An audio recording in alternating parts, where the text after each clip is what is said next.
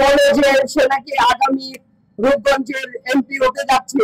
আমরা বিএনপির তারেক রহমানের প্রতি আবেদন জানাবো যে বিএনপির নাম ভাঙিয়ে এই রূপগঞ্জের চাঁদাবাজ জিশান যে অপকর্ম করছে তার বিরুদ্ধে দীপু তার বিরুদ্ধে যেন আইনানুগ যথাযথ ব্যবস্থা গ্রহণ করা হয় এবং তার সকল অপকর্মের আইনানুগ ব্যবস্থা করা হয়। জিশানের হত্যার আসামিদেরকে আমরা চাই অবিলম্বে গ্রেফতার করে আইনের আওতায় নিয়ে যাওয়া হোক এবং সে যে বিএনপির নাম ভাঙিয়ে চাঁদাবাজি করছে সেটা দীপু তার বিরুদ্ধে যেন বিএনপির পক্ষ থেকে ব্যবস্থা গ্রহণ করা হয় এবং তাকে তার অপকর্মের জন্য যথাযথ আইনি এবং ব্যবস্থা নেওয়া এবং বিএনপির দল থেকে তাকে বহিষ্কার করার জন্য আমরা দাবি জানাচ্ছি।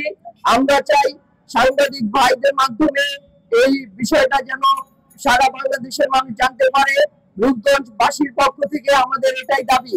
আমরা আজকের এই সমাবেশ থেকে জিশান হত্যাকারী রূপগঞ্জের চাঁদাবাজ সন্ত্রাসী দীপুর বিরুদ্ধে আইনানুগ ব্যবস্থা করার জন্য সরকারের প্রতি দাবি জানাই এবং আমরা বিএনপির চেয়ারম্যান তারেক রহমানের প্রতিও আবেদন জানাবো যে তাকে যেন বিএনপির দল থেকে বহিষ্কার করা হয় এবং তার বিরুদ্ধে দলীয় কাঠামো থেকে তার বিরুদ্ধে যেন ব্যবস্থা নেওয়া হয় এবং এই সন্ত্রাসীকে যেন অবশ্যই উপযুক্ত শাস্তি দেওয়া হয়। সবাইকে ধন্যবাদ।